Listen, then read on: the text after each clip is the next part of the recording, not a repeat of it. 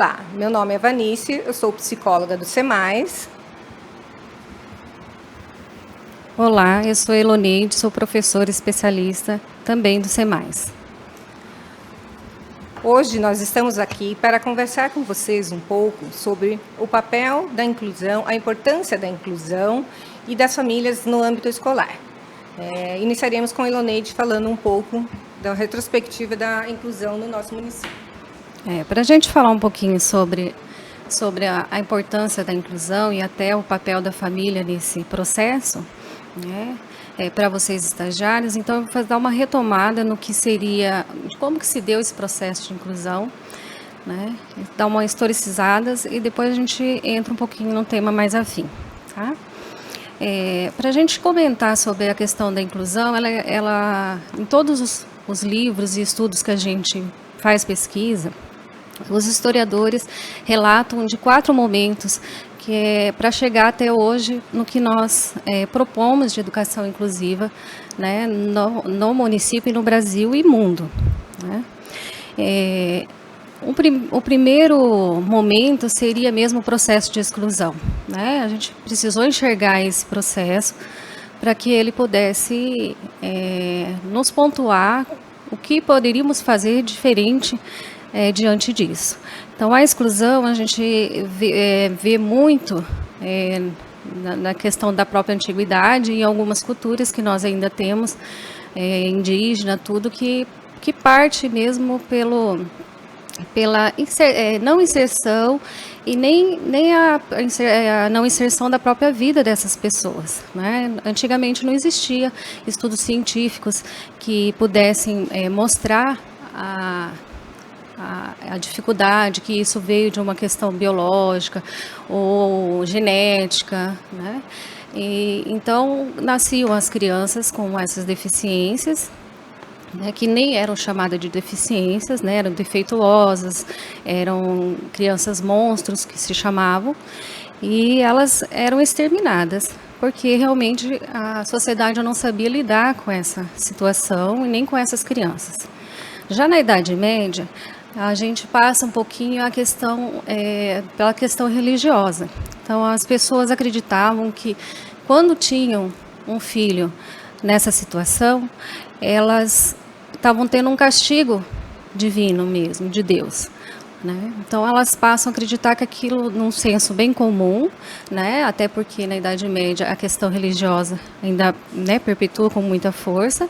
Então, como se fosse um castigo. E elas, muitas vezes, não eram mortas, mas elas viviam enclausuladas dentro de casa, né? As pessoas mais abastadas levavam para lugares mais distantes, né? Então, na sociedade, eles não eram vistos, enxergados, nem visualizados. E isso não é só também as pessoas com deficiências, essas mais, mas também a própria criança, né? A criança, ela começa a ser mais observada já no século XVIII, né? Então, é que ela começa a ter estudos, referências sobre o desenvolvimento infantil, né? A própria psicologia, a própria biologia, a medicina começa seus estudos científicos nessa época. Então, só lá para o século XVIII que nós temos a definição do que é deficiência, de algumas patologias, e que começa a ser um estudo mais científico mesmo, né? Não é esse senso comum que a gente não sabe lidar. Então, tantas pessoas do lado de aprendizagem, e nós, dentro da educação, nós podemos citar o Vygotsky, nós podemos citar o Piaget, né? Froebel, enfim. Começa a surgir estudos referentes à questão do desenvolvimento, né? Biológico, psicológico e social dessas crianças. Então, aí que eu acredito assim que deu nesses 4 momentos que são colocados, um de exclusão, outro de segregação, né? Na coisa que parte mesmo, eu acho que em 2 blocos, porque a partir do século XVIII e dos anos 90, de 1990, meados do século XIX, que as pessoas começam a trabalhar com projetos, políticas, né, visualizando essas pessoas que são marginalizadas. Então, os movimentos sociais contribuíram muito para esse processo, né? E principalmente os movimentos até internacionais, como a ONU, a Unesco, que começa a fazer conferências, né, e buscando soluções para os países não tão desenvolvidos, né, principalmente na área da educação, buscando a universalidade da educação para todas as crianças. E isso nós tivemos no processo todinho educacional, né? E muito mais evidente ainda no processo da educação inclusiva. Na década de 90, a gente tem dois eventos internacionais que o Brasil participou e assinou os congressos, essas conferências, esses documentos de conferências, e que onde começou a surgir também as políticas públicas, né, brasileiras. Tá? Um deles foi a conferência em Tailândia sobre a educação para todos, que não visava também só a educação especial, não era específico para a educação especial, mas também para os quilombolas, indígenas, negros, crianças com dificuldade de aprendizagem, enfim, todos aqueles que não tinham acesso à educação. E também a educação infantil, que ainda era no âmbito muito pequeno, né? Nós tínhamos só pré-escola, que ainda não era uma exigência do governo, né? Então, nós começamos a pensar na criança desde o processo da educação infantil até o ensino superior, até o adulto, o ensino superior. E dessa toda clientela que estava, né, exclusa do ensino. Tá?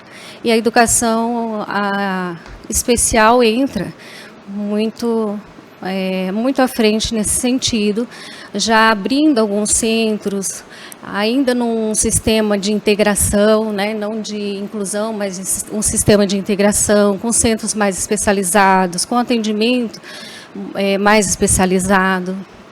E já começa a fazer a integração de algumas salas de recursos e classes especiais dentro do ensino regular, onde não tinha Pestalozzi, APAE ou algum centro, né, específico para tratamento dessas pessoas. Né. Ainda num processo muito mais de assistencial, né, de tratamento ainda, do que a questão cognitiva. Mas já se começa a visualizar a presença das pessoas com deficiência dentro do ensino regular, mesmo que fossem salas diferenciadas, né? Que nós não consideramos um processo de inclusivo mesmo, o que nós pensamos da inclusão hoje, né? Dele poder participar de todos os ambientes que as outras crianças participam. Junto com isso, nós tivemos a Conferência Mundial da Pessoa com Deficiência, na Salamanca, em 1994, que esse foi um documento muito extenso e referente só às pessoas com deficiências. Então, aqui nós já tínhamos estudado, tinha estudo científico do quais eram as deficiências mesmo, a diferença das pessoas com deficiências de doença, né, que tem tratamento, e da deficiência, que muitas vezes tem tratamento paliativo, mas não a cura, né? Então, nós começamos a separar um pouco quem que é, né, o nosso público da educação especial, né? E também estudos mais referentes de como é esse público nosso, né, essas crianças deficientes com transtorno global de desenvolvimento ou até com superdotação, né, pudesse desenvolver a questão cognitiva mesmo da escola, como que ele pode acompanhar o processo educacional. Tá? Então, assim, no Brasil, isso repercutiu, né, com essa assinatura, ganhos de projetos muito essenciais, que contribuíam muito para o processo inclusivo. Sorriso é um município que entrou, né, dentro desse projeto. Foi sorteado dentro do Mato Grosso algumas cidades que Sorriso foi contemplada com isso, de receber verbas para formação de professores, para equipar salas de recurso. Então, nós tivemos dentro do município, a partir dos anos de 90, final de 90, 98 a 2000, por ali, esse projeto, esse programa que era o Educar na Diversidade, que nós todo ano tínhamos, a partir de 2003, formação para professores na área da educação, né? E cada curso diferenciado, com temas diferenciados, mas que abrangesse esse público-alvo nosso aí da educação especial. Junto a isso, a gente também recebia alguns municípios que faziam parte daqui, né? Como nós éramos um município polo, a gente recebia também alguns municípios para esse tipo de formação. Sorriso, então, nesse sentido, foi privilegiado, porque ele foi recebendo as informações, né? Em primeiro lugar, as formações de professores. Então, assim, é lógico que o processo de educação inclusiva, né, vai muito além só das questões legais e só da formação. Mas o grande gargalo nosso era porque os educadores não tinham formação ainda, né, de como trabalhar com essas crianças. E aí a gente começa esse processo de formação continuada, que até nós estamos aqui fazendo parte desse processo.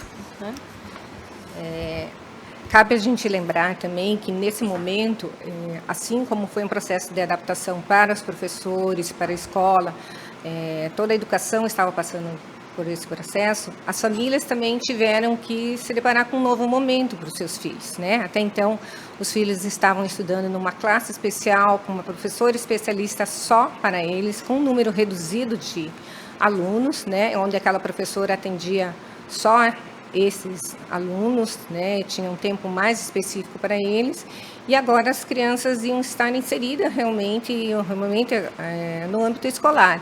Elas iam estar fazendo parte da vivência do dia a dia com as demais crianças. Então, como isso também foi um novo para as escolas, na preparação de como lidar com tudo isso, da realização da estrutura, isso também foi um novo para as famílias, que muitos se sentiram muito inseguras, né? Porque elas não estavam preparadas para isso, né? Como que os filhos iam ser aceitos, como que o filho dela não ia estar mais lá naquela sala específica com a professora cuidando, e sim com as demais crianças. Como isso ia ser, quem ia lidar, quem ia cuidar, sendo que o objetivo da inclusão não é o cuidar, é o educar. Então, para as famílias, isso foi muito difícil. Foi um processo que ela teve que lidar com muita dificuldade, muitas vezes com muito medo. Alguns pais aceitaram mais facilmente, mas outros não. Já em nível nacional, a gente pode citar inúmeros projetos, leis, portarias que foram vindo para o desenvolvimento mesmo da educação, né, nessa perspectiva inclusiva. O primeiro deles, antes até desses congressos internacionais, foram a própria Constituição de 88, né, que já tinha o privilégio de que todos tinham direito à educação, né? Então, era dever do Estado e da família posicionar as crianças, né, deixarem as crianças nesse ensino. Junto a isso, vieram algumas emendas também da obrigatoriedade da própria educação pública oferecer ensino às pessoas com deficiência, né, e a recusa da matrícula ser considerada crime. Então, nós tivemos o ECA também, que reforçou, né, o Estatuto da Criança e do Adolescente, que vem reforçando, porque essas crianças, quando conseguiam, né, algum trabalho, geralmente trabalhavam em serviços pesados ou até como faxineiras, meninas, né, as mulheres, tudo. Então, nesse entendimento de que a criança e o adolescente necessita do estudo, né? E até porque se o ser humano passa por um período de estudo, consegue fazer interpretação, leitura, cálculo, enfim, ele tem uma formação curricular, né? Ele consegue ter domínio desse básico, dessa educação básica, ele sai da linha da pobreza, né? E se era bem isso também que os órgãos lutavam para o desenvolvimento não só, né, pessoal das pessoas, mas também econômico desses países que são subdesenvolvidos. Então, o que a gente pode visualizar que então essa universalidade do ensino vieram com várias políticas. E nós viemos com algumas políticas mais centradas mesmo, né, como foi esse projeto Educar na Diversidade, que foi aberto em 2001, como o projeto, as diretrizes da educação especial também, que se formou em 2001, né? Depois nós tivemos alguns documentos mais voltados em 2008, que daí nós tivemos realmente que não ter mais dentro do município salas de especiais e só o atendimento educacional especializado, que foi a política na perspectiva da educação inclusiva em 2008, né? E esse perfil, diagnosticado também esse perfil, quem faz parte, né, da educação em especial. Então, a lei fala dos deficientes visuais, auditivos, deficiência física e a deficiência intelectual, né, mental, fala do transtorno do desenvolvimento, né, que nós temos, e também fala da superdotação e das altas habilidades. Só que hoje nós temos algumas mudanças, né, que dentro do próprio transtorno a gente está ocorrendo algumas mudanças. Hoje a gente pode perceber também, até porque no início nós não tínhamos tanto diagnóstico médico, tudo. Então nós temos as crianças que, né, com TEA, que é o transtorno do espectro autista, que tiveram algumas modificações conforme esses últimos anos. Mas, enfim, são essas crianças que têm a dificuldade no desenvolvimento integral mesmo, da fala, né, do conhecimento e de tudo mais que a escola exige, né? Não só o cuidar, né, as coisas básicas. Então, assim, duas coisas influenciaram imensamente para que a inclusão, né, acontecesse dentro do âmbito escolar. Tanto essa luta dos movimentos sociais em busca dos seus direitos, né, e também as questões científicas que vieram provando a questão do desenvolvimento infantil, né? Então, tanto que dentro dessa proposta de universalização da educação, nós também passamos para o ensino de 9 anos, a educação infantil começou a ter outra importância, outra visão dentro da educação, né? A gente conseguiu perceber que a questão do meio e do conteúdo precisa, né, ser integrado, né, interagido com as crianças. Então, se nós tivéssemos um ambiente só crianças deficientes com o mesmo nível de ensino, mesmo nível de dificuldade, como que elas poderiam estar se socializando com novos conhecimentos, né? Então, por isso a importância da criança estar em outro ambiente, com outras crianças que saibam fazer, né? Que ela consegue tentar imitar, que ela consegue adquirir aquele conhecimento das outras crianças, dos outros professores, tá? Então, assim, nós vemos a educação de uma forma mais mediada, né? Mediada pelo professor, mediada pelos colegas, pelo ambiente, pelos instrumentos que a escola obtém e recursos, né? Então, por isso que se acredita hoje no processo da educação inclusiva, né? Além de ser um direito de questão de dignidade do ser humano, ter acesso a tudo, né, a que todos têm, né? E essa questão também de acreditar que ele também tem possibilidade de desenvolvimento, né, dentro das suas limitações, mas com possibilidade de desenvolvimento. Só que também não adianta nós termos um arcabouço legal, né, se a gente não consegue fazer essas leis perpetuarem mesmo, essas leis serem efetivas, né, na prática. Então, por isso que nós necessitamos você, né, até legalmente também o próprio estagiário surge nesse momento para ajuda, para contribuição no processo de desenvolvimento. Então, nós precisamos de recursos, nós precisamos de adaptação escolar, né? Nós necessitamos de uma flexibilidade na questão do currículo, uma nova visão de ensino e de aprendizagem, né? Nós necessitamos, então, de N fatores que fazem parte da inclusão. Não é só a gente dar o acesso, mas que esse acesso tenha permanência. E a permanência da criança, né, no desenvolvimento integral mesmo. Né? É essa a visão que a inclusão tem. Então, a questão do trabalho coletivo, ele é muito importante, né? Nós não conseguimos fazer educação inclusiva se nós não tivermos um trabalho coletivo. E quem faz parte desse trabalho coletivo? Né? Então, são vocês, né, estagiários que estão com a criança, visualizando todo esse processo, né? É a comunidade todinha escolar, desde o porteiro, merendeira, coordenação, direção, e também a comunidade fora, exterior, né, da escola, principalmente a família, né, que vai contribuir para esse processo, né. Então, agora a Vanice fala um pouquinho mais desse movimento da família, na ajuda para a inclusão e para o processo de desenvolvimento da criança. Pegando bastante ali a fala da Iloneide, vale lembrar, né, quanto o estagiário tem um papel fundamental nisso tudo, né? Juntamente com as famílias, né? Como eu falei no início da inclusão, as famílias realmente tiveram muita dificuldade. Cabe a gente sempre lembrar que muitas das famílias, aliás, quase todas, não estão preparadas para ter um filho especial.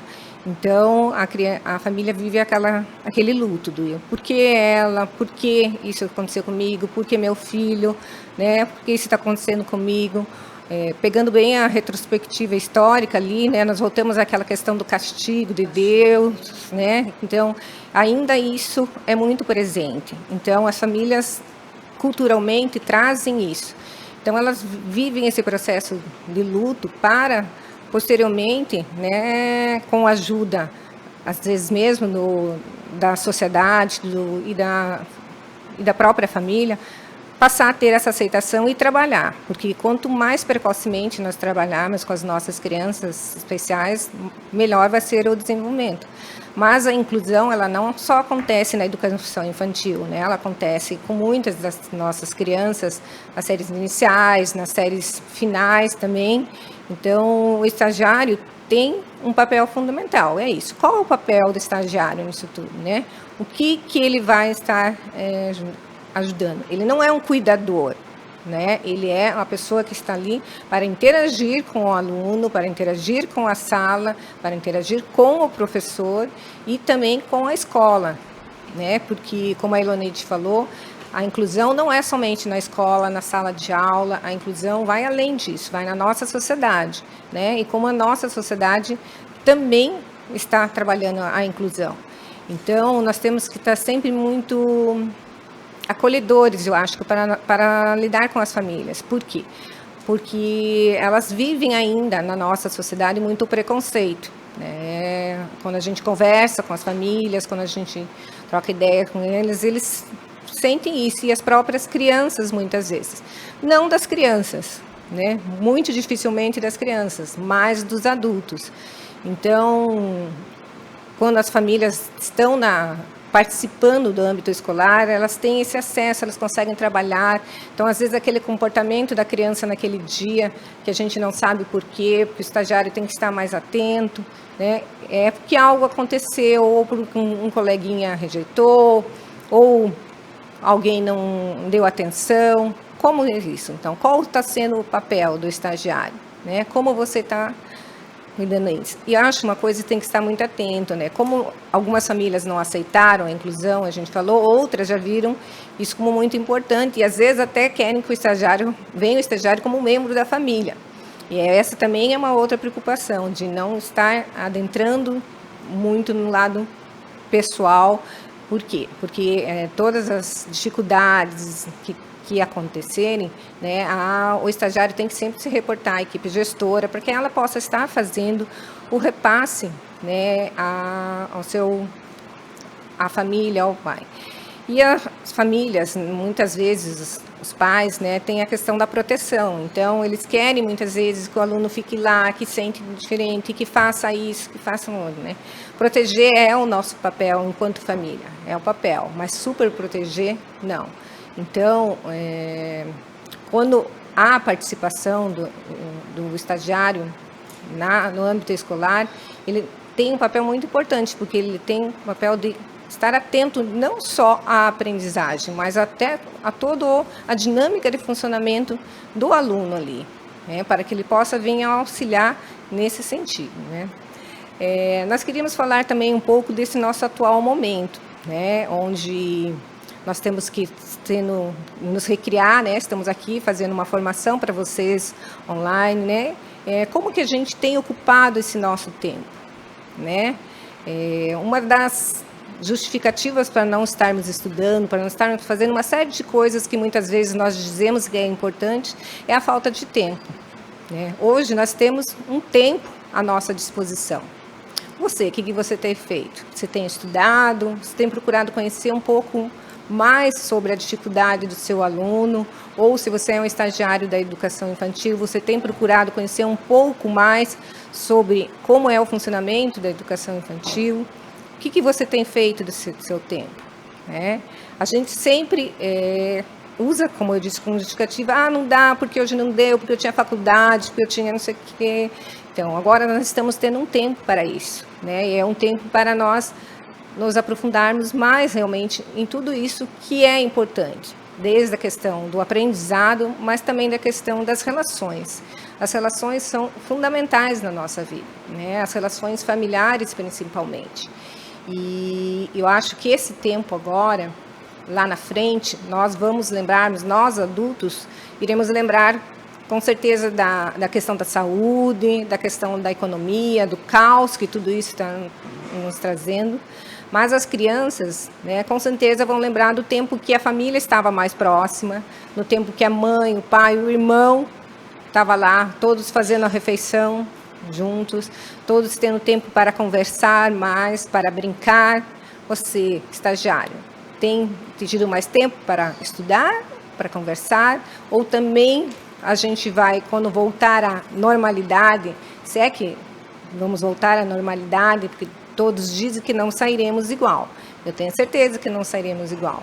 Mas o que pode acontecer é que isso seja só mais uma pandemia, né, como houve há 100 anos atrás, e que de pouco nós, quando saímos desse momento, sejamos todos entrando na rotina do dia a dia, né, e deixando de ver o que é importante, que são essas relações familiares.